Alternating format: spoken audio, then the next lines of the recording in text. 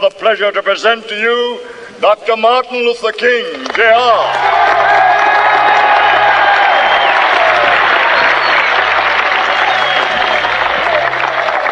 I am happy to join with you today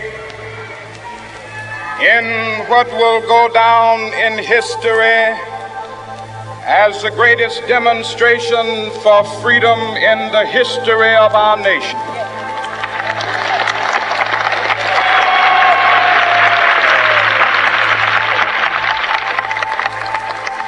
Five score years ago, a great American in whose symbolic shadow we stand today signed the Emancipation Proclamation. This momentous decree came as a great beacon light of hope to millions of Negro slaves who had been seared in the flames of withering injustice. It came as a joyous daybreak to end the long night of their captivity. But 100 years later, the Negro still is not free. 100 years later, the life of the Negro is still sadly crippled by the manacles of segregation and the chains of discrimination. 100 years later, the Negro lives on a lonely island of poverty in the midst of a vast ocean of material prosperity. 100 years later, the Negro is still languished in the corners of American society and finds himself in exile in his own land. And so we've come here today to dramatize a shameful condition. In a sense, we've come to our nation's capital to cash a check. When the architects of our republic wrote the magnificent words of the Constitution and the Declaration of Independence, they were signing a promissory note to which every American was to fall heir. This note was a promise that all men, yes, black men as well as white men, would be guaranteed the unalienable rights of life, liberty, and the pursuit of happiness. It is obvious today that America has defaulted on this promissory note insofar as her citizens of color are concerned.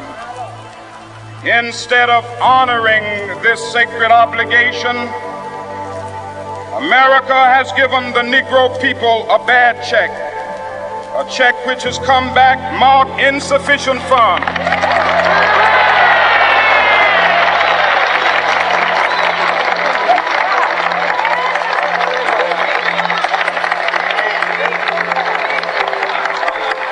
But we refuse to believe that the Bank of Justice is bankrupt. We refuse to believe that there are insufficient funds in the great vaults of opportunity of this nation. And so we've come to cash this check, a check that will give us upon demand the riches of freedom and the security of justice.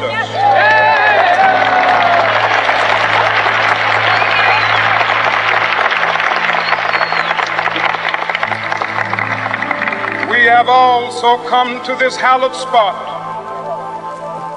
to remind America of the fierce urgency of now.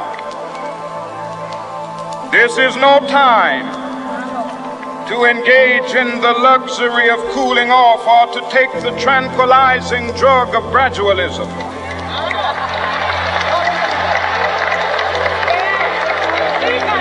Now is the time to make real the promises of democracy. Now is the time to rise from the dark and desolate valley of segregation to the sunlit path of racial justice. Now is the time to lift our nation from the quicksands of racial injustice to the solid rock of brotherhood. Now is the time to make justice a reality for all of God's children. It would be fatal for the nation to overlook the urgency of the moment. This sweltering summit of the Negro's legitimate discontent will not pass until that is an invigorating autumn of freedom and equality. 1963 is not an end, but a beginning.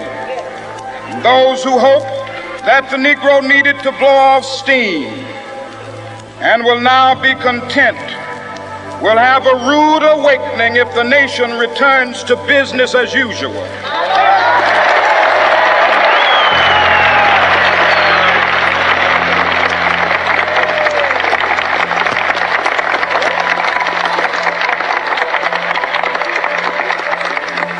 There will be neither rest nor tranquility in America until the Negro is granted his citizenship rights. The whirlwinds of revolt will continue to shake the foundations of our nation until the bright day of justice emerges. We cannot be satisfied as long as a Negro in Mississippi cannot vote and a Negro in New York believes he has nothing for which to vote.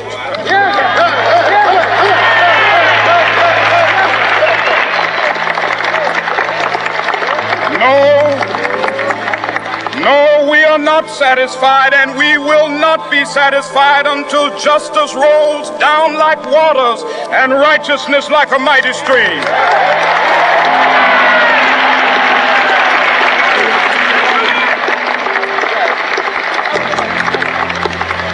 I am not unmindful that some of you have come here out of great trials and tribulations. Some of you have come fresh from narrow jail cells.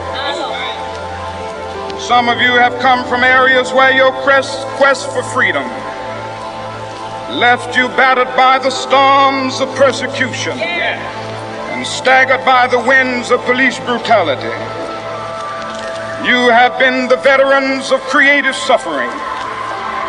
Continue to work with the faith that unearned suffering is redemptive. Go back to Mississippi. Go back to Alabama. Go back to South Carolina. Go back to Georgia. Go back to Louisiana. Go back to the slums and ghettos of our northern cities, knowing that somehow this situation can and will be changed. Let us not wallow in the valley of despair. I say to you today, my friend,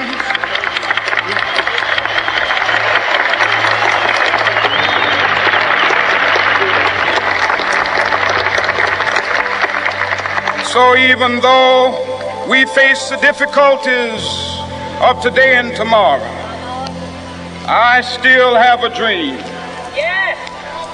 It is a dream deeply rooted in the American dream. I have a dream that one day this nation will rise up and live out the true meaning of its creed. We hold these truths to be self-evident, that all men are created equal.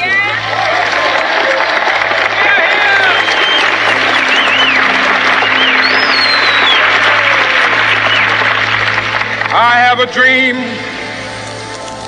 that one day on the red hills of Georgia, the sons of former slaves and the sons of former slave owners will be able to sit down together at the table of brotherhood. I have a dream that one day, even the state of Mississippi, a state sweltering with the heat of injustice, sweltering with the heat of oppression, be transformed into an oasis of freedom and justice. I have a dream My 4 little children will one day live in a nation where they will not be judged by the color of their skin, but by the content of their character. I have a dream today.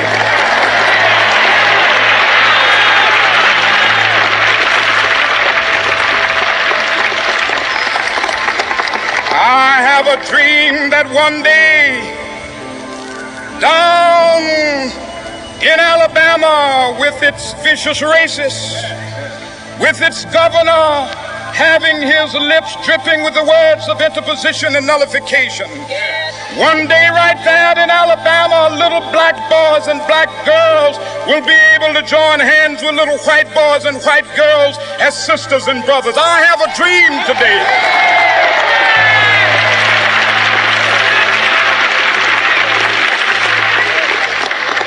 I have a dream that one day every valley shall be exalted, and every hill and mountain shall be made low. The rough places will be made plain, and the crooked places will be made straight. And the glory of the Lord shall be revealed, and all flesh shall see it together. This is our hope. This is a faith that I go back to the South with. With this faith, we will be able to hew out of the mountain of despair a stone of hope.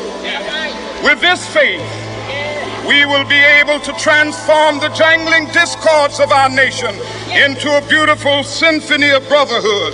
With this faith, we will be able to work together, to pray together, to struggle together, to go to jail together, to stand up for freedom together, knowing that we will be free one day. This will be the day. This will be the day when all of God's children be able to sing with new meaning, my country, tears of thee. Sweet land of liberty, of thee I sing. Land where my fathers died, land of the pilgrim's pride. From every mountainside, let freedom ring. And if America is to be a great nation, this must become true. So let freedom ring from the prodigious hilltops of New Hampshire. Let freedom ring from the mighty mountains of New York. Let freedom ring from the heightening Alleghenies of Pennsylvania. Let freedom ring from the snow-capped Rockies of Colorado.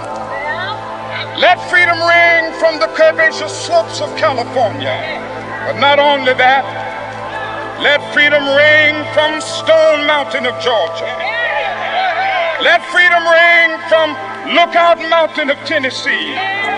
Let freedom ring from every hill and molehill of Mississippi, from every mountainside. Let freedom ring, and when this happens, when we allow freedom ring, when we let it ring from every village and every hamlet, from every state and every city, we will be able to speed up that day when all of God's children, black men and white men, Jews and Gentiles, Protestants and Catholics, will be able to join hands and sing in the words of the old Negro spiritual, free at last, thank God Almighty.